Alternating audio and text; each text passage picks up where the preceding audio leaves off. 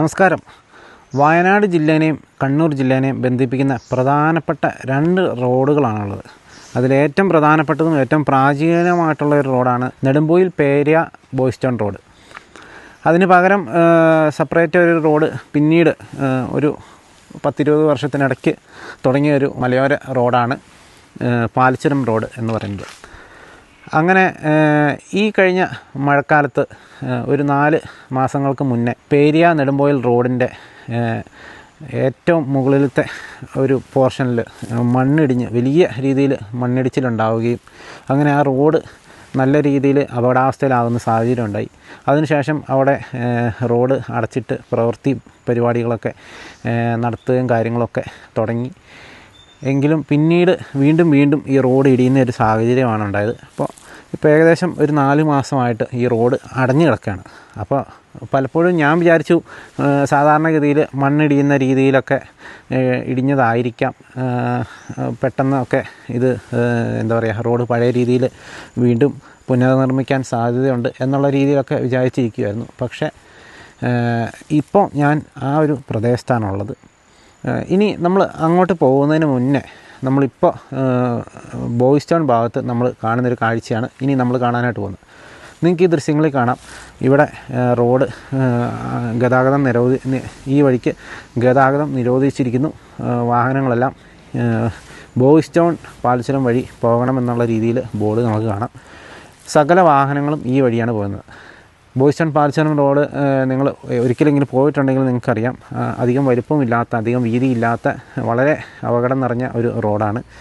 മാത്രമല്ല ആ റോഡിന് ഒത്തിരി ഭാരം ഒന്നും താങ്ങാൻ പറ്റാത്തൊരു റോഡാണ്. അപ്പോൾ അതായത് ഇപ്പോൾ നെടുമ്പോയിൽ റോഡ് അടച്ചിട്ടിരിക്കുന്നത് കൊണ്ട് തന്നെ ഇപ്പോൾ മുഴുവൻ വണ്ടികളും ഈ ഒരു വഴിക്കാണ് ഇപ്പോൾ പോയിക്കൊണ്ടിരിക്കുന്നത്. അതൊരു സൈഡിൽ.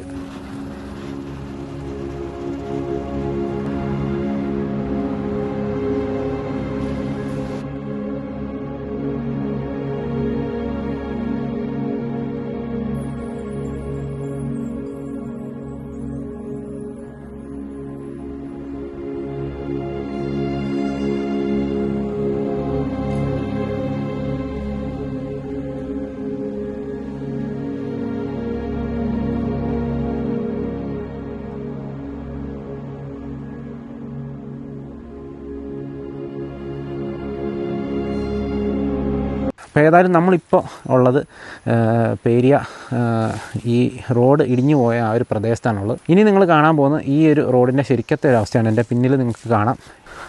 ഞാൻ ഇതിന് വേണ്ടിയിട്ട് ഈ ഒരു വഴിക്ക് ഈ റോഡ് വഴി ഒന്ന് വന്നതാണ്. അപ്പോൾ ഏതായാലും ഇവിടെ വന്ന് നമ്മൾ നോക്കുമ്പോഴാണ് ഈ ഒരു എന്താ പറയുക, റോഡ് ഇടിഞ്ഞു പോയതിൻ്റെ അല്ലെങ്കിൽ ഇവിടെ നടന്ന ആ ഒരു മണ്ണിടിച്ചിലിൻ്റെ ഭീകരാവസ്ഥ നമുക്ക് മനസ്സിലാകുന്നത്.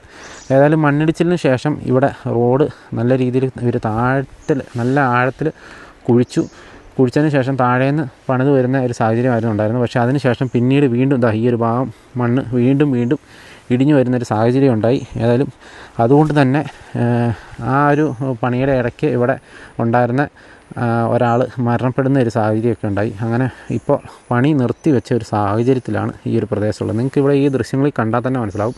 കണ്ടോ, ആ ലെവലിൽ നിന്ന റോഡ് എത്ര ആഴത്തിലാണ് കുഴിച്ച് ഇവിടം വരെ കൊണ്ടുവന്നിരിക്കുന്നതെന്ന് നിങ്ങൾക്കൊന്ന് ജസ്റ്റ് ഒന്ന് നോക്കിയാൽ മനസ്സിലാവുന്ന കാര്യമുള്ളൂ. നമുക്കിവിടെ ഈ ദൃശ്യങ്ങളിലൊക്കെ കാണാം കേട്ടോ. വലിയ ഒരു ഭീകരാവസ്ഥ തന്നെയാണ്.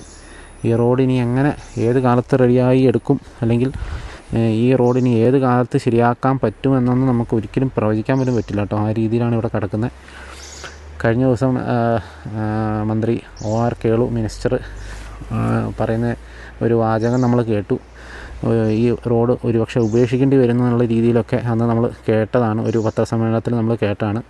അപ്പോൾ ശരിക്കും പറഞ്ഞു കഴിഞ്ഞാൽ അപ്പോഴും നമുക്കിതിൻ്റെ ഒരു ഭീകരാവസ്ഥ മനസ്സിലായില്ല കേട്ടോ. ഞാനും വിചാരിച്ചു സാധാരണഗതിയിൽ ഈ ചുരം ഭാഗങ്ങളിലൊക്കെ റോഡ് ഇടിയുന്ന സാഹചര്യമൊക്കെ ഉള്ളതാണ്. പക്ഷേ അങ്ങനത്തെ ഒരു സാധാരണ രീതിയിലുള്ള ഒരു മണ്ണിടിച്ചിലാണെന്നാണ് വിചാരിച്ചത്. കാരണം ഇതിന് മുന്നേ 2018-ലും 2019-ലും ഒക്കെ ഇവിടെ മണ്ണിടിച്ചിലും വലിയ രീതിയിലുള്ള ഉരുളുപൊട്ടലൊക്കെ ഉണ്ടായതാണ്. പക്ഷെ എന്നാലും ഇത്തരത്തിലൊരു മണ്ണിടിച്ചിൽ ഇവിടെ ആദ്യമായിട്ടാണ്. ഏതായാലും റോഡ് ഒത്തിരി താഴേക്ക് കുഴിച്ചു. ഇനിയിപ്പോൾ ഇത് മൊത്തത്തിലിങ്ങനെ വലിയ ഒരു പാലം പോലെ പണിത് ഈ ഒരു ലെവലിൽ എത്തിക്കണം. അതിന് ഏത് കാലത്ത് ഉണ്ടാവുമെന്നൊന്നും നമുക്കൊരിക്കലും പറയാനായിട്ട് പറ്റില്ല. അതുകൊണ്ടോ നല്ല ആഴത്തിലാണ് ഇവിടെ ഒക്കെ ബ്ലോക്ക് ചെയ്തിരിക്കുകയാണ്. നമുക്കിവിടെ ദൃശ്യങ്ങളിൽ കാണാം. ഇപ്പോൾ ഈ പോരുന്ന വഴിക്കാണെങ്കിലും മുഴുവൻ റോഡൊക്കെ മൊത്തം കാട് പിടിച്ചും അതുപോലെ തന്നെ എന്താ പറയുക മൊത്തം ഇലകളൊക്കെ വീണ് കിടക്കുകയാണ്. ഇങ്ങോട്ട് പോരുമ്പോൾ തന്നെ നമുക്ക് സത്യം പറഞ്ഞു കഴിഞ്ഞാൽ പേടിയാകും കേട്ടോ. ആ രീതിയിലായി. ഇപ്പോൾ കാട് പോകുന്ന വഴിക്ക് ഒരു കാടൊക്കെ ഉള്ളത് 39 കഴിഞ്ഞ് പേരിയ കഴിഞ്ഞിട്ടൊക്കെ ഒരു ഫോറസ്റ്റും കാര്യങ്ങളൊക്കെ ഉള്ളതുകൊണ്ട് പലപ്പോഴും സാധാരണഗതിയിൽ അവിടെ വാഹനങ്ങളൊക്കെ പോകുന്ന സമയത്ത് അവിടെ ആനകളൊക്കെ ഉള്ള ഒരു സാഹചര്യം എപ്പോഴും ഉണ്ടായിരുന്നു. എന്നാലിപ്പോൾ ഒരു വാഹനങ്ങളും ഇല്ലാത്തതുകൊണ്ട് തന്നെ നമുക്ക് വളരെയധികം പേടിയാകും ഇങ്ങോട്ട് വരാൻ. പക്ഷേ ഞാൻ ഈ ഒരു കാഴ്ച നിങ്ങളെ കാണിക്കാനായിട്ടാണ്, ഇതിൻ്റെ ഒരു ഭീകരാവസ്ഥ ശരിക്കും എന്താണെന്നുള്ളത് മനസ്സിലാക്കാനായിട്ടാണ് നേരിട്ട് ഇവിടെ വരെ വന്നത്. ഏതായാലും നമ്മൾ വിചാരിക്കുന്ന പോലെയൊന്നും അല്ല കേട്ടോ. ഭയങ്കര ഡേഞ്ചറസ് ആയിട്ടുള്ള ഒരു സിറ്റുവേഷനാണ് ഇപ്പോൾ ഇവിടെ ഉള്ളത്.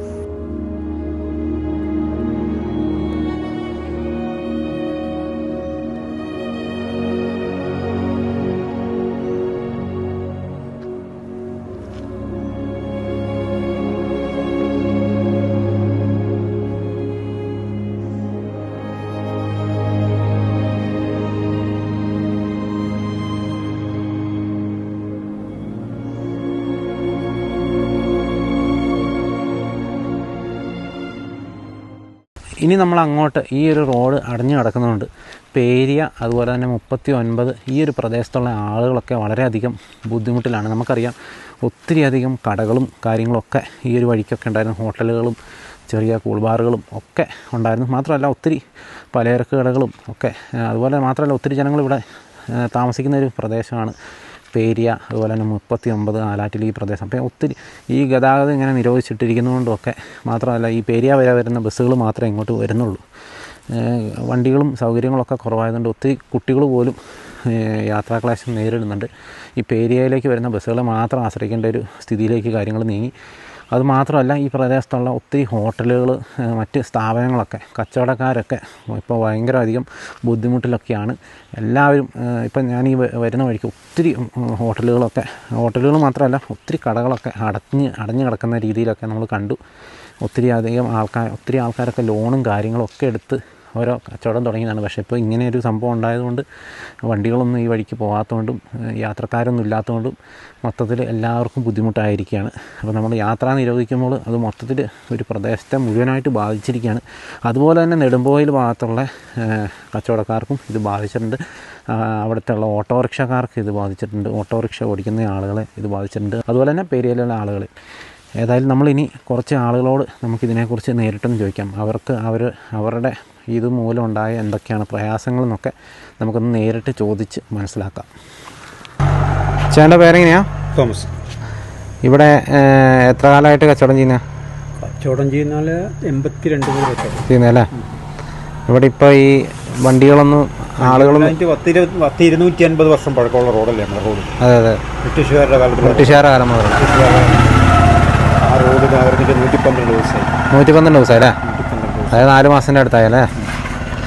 അപ്പോൾ നിങ്ങൾ ചൂരന്മല 29 കുട്ടി അവിടെ വന്നില്ലേ? അന്ന് ഇവിടെ അന്ന് തന്നെ വെള്ളം. അത് വീഴ്ച എന്ന് പറയുന്നത് ഭയങ്കര വീഴ്ചയുണ്ടായിരുന്നു. ദിവസത്തെ വീഴ്ചയുണ്ടായിരുന്നു. വീഴ്ച എന്ന് പറഞ്ഞാൽ ശരിക്ക് എന്താ പറയുക, ഡ്രൈനേജ് ഇല്ല. നമ്മുടെ റോഡിന് ഡ്രൈനേജുകളില്ല, പ്രത്യേകിച്ച് ചുരത്തിന്. അതിൽ വെള്ളം ഇറങ്ങിയിട്ട് റോഡ് വീണ്ടതാ. അതിന് 11 മീറ്ററോളം അവർ കുഴിപ്പിച്ചേ. അടിയിൽ സോയിൽ പൈപ്പിംഗ് എന്ന് പറഞ്ഞ സംവിധാനമുണ്ട്. നമ്മുടെ അറിയില്ലേ, മണ്ണൊലിപ്പുണ്ടെന്ന് പറഞ്ഞിട്ട് നീർച്ചാലും ഉണ്ടെന്ന് പറഞ്ഞിട്ട് അവർ അത്രയും കുഴിച്ചല്ല. അടിയിലൊന്നും ഒരു നീർച്ചാലും ഇല്ല, വെറുതെ കുഴിച്ച്. അതാ പണി താമസമായിപ്പോയി. ഇവരെന്താ പറയാ, പണി കൊടുത്താണെങ്കിൽ അത്രയും താഴ്ച കുഴിച്ചുകൊണ്ട് പിന്നെ ഇടിഞ്ഞു പോകുന്നല്ലേ. അത് താഴ്ച അതിനൊരു എന്താ പറയുക, രക്ഷാമതിലൊന്നും കൊടുക്കാണ്ടല്ലേ അവർ കുഴിച്ചത്. അതിനൊരു എന്താ പറയുക, ഒരു ബലക്ഷ കൊടുക്കണ്ടേ, ഒരു മതിൽ കൊടുക്കണ്ടേ, അത് കൊടുത്തില്ല. അങ്ങനെ വന്നൊരു വീഴ്ചയത്. നിങ്ങളുടെ കച്ചവടത്തെയൊക്കെ വല്ലാണ്ട് ബാധിച്ചോ? എല്ലാവരെയും ബാധിച്ചു. എല്ലാവരെയും. ഈ ഭാഗത്ത് നമ്മളെ ബോസ്റ്റൺ വരെ ശരിക്കും ബാധിച്ചിട്ടുണ്ട്. ബോസ്റ്റണല്ല, വാളാടൊക്കെ എല്ലാം എല്ലാം ഹെവി വണ്ടികൾ പോകുന്ന റോഡുകളല്ലേ. ആ ഹെവി വണ്ടികൾക്ക് വരാൻ പഠിച്ചത് ഇപ്പം താമരശ്ശേരി, മൈസൂറിൽ നിന്ന് താമരശ്ശേരി വഴി കുറ്റിയാടി വഴിയാണ് ഹെവി വണ്ടികളെല്ലാം പോകുന്നത്.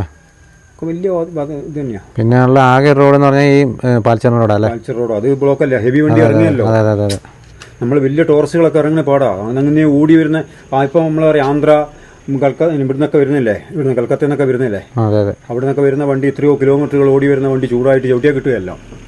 താഴേക്ക് പോകുമ്പോൾ ബുദ്ധിമുട്ടല്ലേ? 300, 1000 ചാക്ക്, 1500 ചാക്കുള്ള വണ്ടികളാണ് വരുന്നത്. എല്ലാം എല്ലാവർക്കും പാടാ.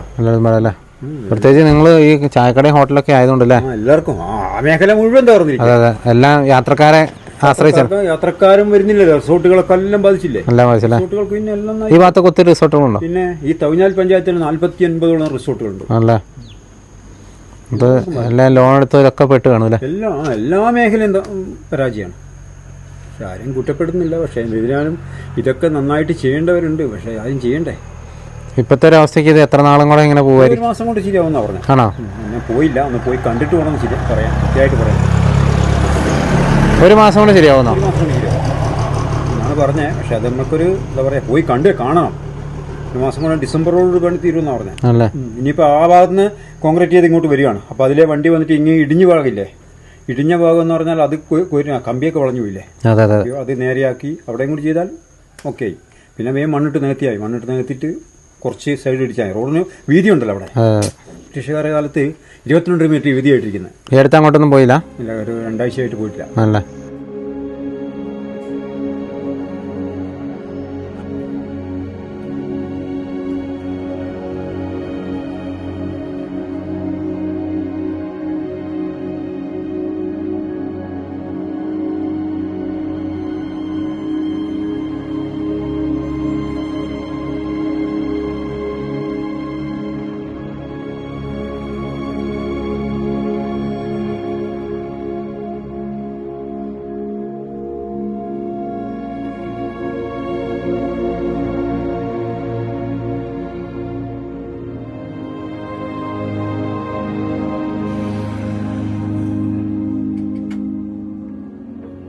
കാപ്പി ഉണ്ട് ചേട്ടാ, ഒരു കാപ്പി എടുക്കട്ടോ. ഇതുപോലെയാണ് ഈ പ്രദേശത്ത് നമ്മളിപ്പോൾ ഈ കണ്ട പേരിയ ബോയ്സ് ടൗൺ മുതൽ അങ്ങ് ആ റോഡ് ഇടിഞ്ഞിടം വരെയുള്ള ഭാഗങ്ങളിലുള്ള കടക്കാരുടെയൊക്കെ അവസ്ഥ ഇത് തന്നെയാണ്. ആരും ആളുകളൊന്നും കയറാതെ വലിയ ബുദ്ധിമുട്ടിൽ തന്നെയാണ് ഈ പ്രദേശത്തുള്ള ആളുകളൊക്കെ ഉള്ളത് കേട്ടോ. നമ്മളേതായാലും ഇവിടുന്ന് ഒരു കാപ്പി കുടിക്കാനായിട്ട് പോവുകയാണ്. ചേട്ടാ, ഇവിടെ ഇങ്ങനെ റോഡ് അടച്ചിട്ട് എങ്ങനെ ഇപ്പം കച്ചവടമൊക്കെ പോയോ? റോഡ് അടച്ചിട്ട് തീരെ കച്ചവടമില്ല. ഇതല്ലേ 3 മാസമായില്ല റോഡ് അടഞ്ഞു കിടക്കുന്നു. ഭയങ്കര ബുദ്ധിമുട്ടല്ലേ. ഭയങ്കര ബുദ്ധിമുട്ടാകും. പിന്നെ കുട്ടികൾക്കും എല്ലാവർക്കും കണ്ണൂർ ജില്ലയായിട്ട് ഒരു ബന്ധമില്ല. അതെ അതെ അതെ. ആരും വരുന്നില്ല ഇങ്ങോട്ടേക്ക്. ഇവിടുന്ന് അല്ലാണ്ട് കുട്ടികൾക്കൊക്കെ സ്കൂളിൽ പോകാനൊക്കെ ബുദ്ധിമുട്ടുണ്ടോ? സ്കൂളിൽ പോകാനൊക്കെ ഭയങ്കര ബുദ്ധിമുട്ടാണ്. മൊത്തം ബുദ്ധിമുട്ടുണ്ട്. ആകെ പേരേക്ക് വരുന്ന ബസ് ആകെ ഒരു ബസ്സുകളും ബാക്കി ഒരു KSRTC ബസ്സും ഉണ്ട്, ഒരു പ്രൈവറ്റ് ബസ്സും ഉണ്ട്. ഈ ബസ് മാത്രം അങ്ങോട്ടും ഇങ്ങോട്ടും അല്ലേ. കുട്ടികൾക്ക് ഭയങ്കര ബുദ്ധിമുട്ടാണ്. ഫുൾ ടിക്കറ്റ് കൊടുക്കുകയും വേണം. അല്ലേ. എല്ലാം കൊണ്ടും ബുദ്ധിമുട്ടാണ് ജനങ്ങൾക്ക് മൊത്തം. അല്ലേ. 3 മാസമായില്ലേ ഇത് സംഭവം. ലോൺ എടുത്തൊക്കെ ചെയ്തായിരിക്കുമല്ലോ ഇതെല്ലാം. എല്ലാരും അങ്ങനെ തന്നെ. നെടുമ്പൈ വിട്ട് കഴിഞ്ഞാൽ പിന്നെ എല്ലാവരും 42 വരെ ഒരു കച്ചവടം എല്ലാവരും അടച്ചിട്ടിരിക്കും അല്ലേ. നമ്മളൊക്കെ കുറെ ദിവസം അടച്ചതാ. നിവൃത്തിയില്ലാത്തോണ്ട് തുറന്നു വെച്ചതാ. അല്ലേ.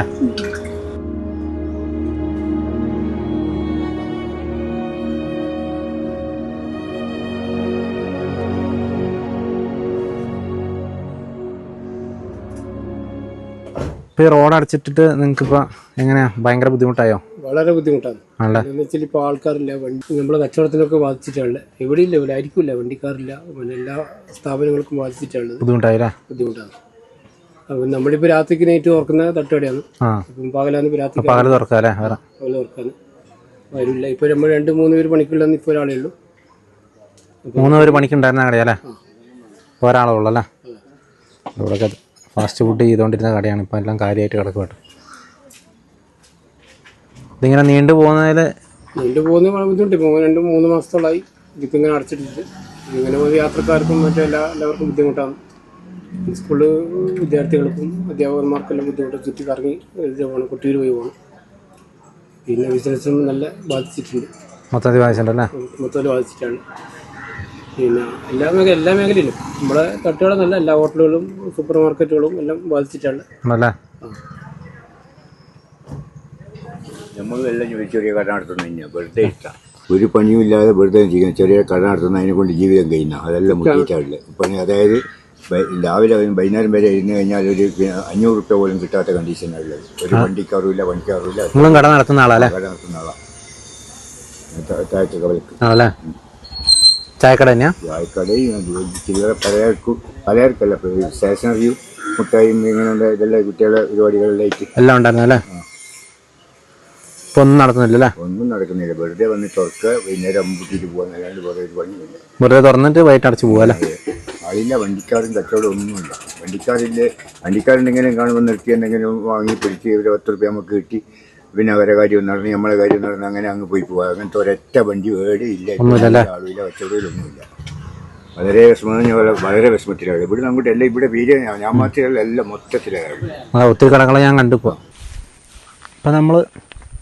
അപ്പോൾ നമ്മൾ ഇന്ന് പെരിയ ചുരത്തിൻ്റെ ഇടിഞ്ഞു പോയ ആ ദൃശ്യങ്ങളും അതുപോലെ തന്നെ ഇപ്പോൾ വളരെ മന്ദഗതിയിൽ നടന്നുകൊണ്ടിരിക്കുന്ന ആ ഒരു കൺസ്ട്രക്ഷനും കാര്യങ്ങളൊക്കെ നമ്മൾ കണ്ടു. അതുപോലെ തന്നെ ഈ ഒരു റോഡ് അടഞ്ഞു കിടക്കുന്നത് കൊണ്ട് ഈ ഒരു പ്രദേശത്തെ, അതായത് ബോയ്സ് ടൗൺ മുതൽ പെരിയ 32 വരെയുള്ള ആ പ്രദേശങ്ങളിലൊക്കെ താമസിക്കുന്നവരുടെയും അതുപോലെ തന്നെ കച്ചവടം ചെയ്യുന്നവരുടെയും ഒക്കെ പ്രയാസങ്ങളും നമ്മൾ കേട്ടു. ഒത്തിരിയധികം കച്ചവടക്കാരാണ് ഇതുകൊണ്ട് ബുദ്ധിമുട്ടുന്നത്. ഒത്തിരി കടക്കാർ അടച്ചുപോയി. പലരും കച്ചവടമൊന്നും ഇല്ലാതെ, തീരെ കച്ചവടമൊന്നും ഇല്ലാതെ ഇങ്ങനെ കടയും തുറന്ന് വെച്ചിരിക്കുക. പലരും അടച്ചുപോയി, പലരും പൂട്ടിപ്പോയി. ഒത്തിരി പേരൊക്കെ ലോണും കാര്യങ്ങളൊക്കെ എടുത്ത് തുടങ്ങിയ സംരംഭങ്ങളൊക്കെയാണ് ഇപ്പോൾ ഇങ്ങനെ ഇത്തരത്തിൽ പോകുന്നത്. അപ്പോൾ എല്ലാവരും വളരെയധികം ദുഃഖത്തിൽ തന്നെയാണ്. കാരണം ഇതിങ്ങനെ നീണ്ടു പോകുന്നത് കൊണ്ട്. അതുപോലെ തന്നെ ഇവിടെയുള്ള വിദ്യാർത്ഥികളും ഇതുപോലെ തന്നെ ബുദ്ധിമുട്ടുന്നുണ്ട്. ഈ ഭാഗത്തേക്ക്, പെരിയ ഭാഗത്തേക്ക് നമ്മൾ നേരത്തെ ആ ചേട്ടൻ പറയുന്നത് കേട്ട പോലെ തന്നെ 2 ബസ്സുകളേ ഉള്ളൂ. ഒരു KSRTC, അതുപോലെ തന്നെ പ്രൈവറ്റ് ബസ്. ഈ ബസ് മാറി മാറി വരുന്നതല്ലാതെ ഇവിടുന്ന് മാനന്തവാടി വരെ പോവും, തിരിച്ചിങ്ങോട്ട് വരും. അതായത് ഏകദേശം ഇവിടുന്ന് ഒരു 10-20 കിലോമീറ്ററിൻ്റെ അടുത്ത് 2 ബസ് അങ്ങോട്ടും ഇങ്ങോട്ടും മാറി വരുന്ന ഒരു സാഹചര്യം മാത്രമേ ഉള്ളൂ. അപ്പോൾ ഇതുപോലെ വണ്ടികളുടെ ഒരു അഭാവമുണ്ട്. കുട്ടികൾക്ക് സ്കൂളിൽ പോകേണ്ട ബുദ്ധിമുട്ടുണ്ട്. അതുപോലെ തന്നെ താഴെ ഭാഗത്തേക്ക്, കൂത്തുപറമ്പ് ഭാഗത്തേക്കൊക്കെ ഇവിടുന്ന് പോയിക്കൊണ്ടിരുന്ന കുട്ടികൾക്കൊക്കെ ഇപ്പോൾ പ്രയാസമായി. കണ്ണൂർ ജില്ലയായിട്ടൊരു ബന്ധവും ഇല്ലാതെയായി എന്നൊക്കെയാണ് അവർ പറയുന്നത്. നമ്മൾ കേട്ടു. സത്യമാണ്. ഒത്തിരി വണ്ടികൾ പോയിക്കൊണ്ടിരുന്ന വഴിക്ക് ഓരോ ആൾക്കാർക്കും ഓരോ ആവശ്യങ്ങളൊക്കെ ഉണ്ടാവും. എല്ലാവരും പല ആവശ്യങ്ങൾക്ക് ഈ റോഡൊക്കെ യൂസ് ചെയ്യുന്നുണ്ടായിരിക്കും. അപ്പോൾ അതൊക്കെ പെട്ടെന്ന് ഒരു സുപ്രഭാതത്തിൽ ഇല്ലാതാകുമ്പോൾ സ്വാഭാവികമായിട്ട് എല്ലാവർക്കും ഇതുകൊണ്ട് പ്രയാസം ഉണ്ടാകും എന്നുള്ള കാര്യം നമുക്ക് ചിന്തിച്ചാൽ മനസ്സിലാക്കാവുന്ന കാര്യമുള്ളൂ. ഏതായാലും എത്രയും പെട്ടെന്ന് ഇത് ശരിയാകുമായിരിക്കും എന്ന് മാത്രം നമുക്ക് പ്രതീക്ഷിക്കാം. വേറെ ഒന്നും നമുക്ക് അതിനകത്ത് പറയാനില്ല. നമ്മുടെ കയ്യിലിരിക്കുന്ന കാര്യങ്ങളല്ല, അതൊക്കെ ഉദ്യോഗസ്ഥർ കൃത്യമായിട്ട്, അല്ലെങ്കിൽ ഇതിൻ്റെ അധികാരികൾ കൃത്യമായിട്ട് ചെയ്യേണ്ട കാര്യങ്ങളാണ്. ഏതായാലും ജനങ്ങളുടെ, ഇവിടെ ഈ പ്രദേശത്തുള്ള ആളുകളുടെ ബുദ്ധിമുട്ടൊരു വല്ലാത്ത പ്രയാസം തന്നെയാണ് കേട്ടോ. ഞാനൊക്കെ ഒത്തിരി പ്രാവശ്യം ഈ വഴിക്കോടൊക്കെ പോയിട്ടുള്ളതാണ്. ഇന്ന് നമ്മൾ കണ്ട ആ കടകളിലൊക്കെ ഞാൻ ചായ കുടിക്കാനൊക്കെ കയറിയിട്ടുള്ള കടകളാണ്. അപ്പോൾ ആ കടകളൊക്കെ ഇങ്ങനെ ഒരു നിവൃത്തിയില്ലാതെ ഇങ്ങനെ കിടക്കുന്ന കാണുമ്പോൾ സത്യം പറഞ്ഞാൽ സങ്കടമുണ്ട്. അപ്പോൾ വയനാട് ജില്ലേനെ സംബന്ധിച്ച് നമുക്കറിയാം, കൂടുതലും ടൂറിസ്റ്റുകളെ ആശ്രയിച്ചാണ്. ഇവിടെ ഈ ഭാഗത്തൊക്കെ ഉള്ള ഒത്തിരി റിസോർട്ടുകളും ഇതേപോലെ തന്നെ ആളുകളൊന്നും ഇല്ലാതെ അടഞ്ഞ് പൂട്ടി കിടക്കുന്ന സാഹചര്യം ഉണ്ടെന്നാണ് പറഞ്ഞത്. അപ്പോൾ ഒത്തിരി എല്ലാവരും ഇതുകൊണ്ട് പ്രയാസപ്പെട്ട്, എല്ലാവരും ഇതുകൊണ്ട് ബുദ്ധിമുട്ടി തന്നെയാണ് പോകുന്നത്. അപ്പോൾ ഇത്രയൊക്കെയാണ് എനിക്ക് വീഡിയോയിലൂടെ കാണിക്കാനുള്ളത്. അപ്പോൾ വീണ്ടും മറ്റൊരു ദിവസം മറ്റൊരു എപ്പിസോഡുമായി വീണ്ടും കാണാം. Thank you.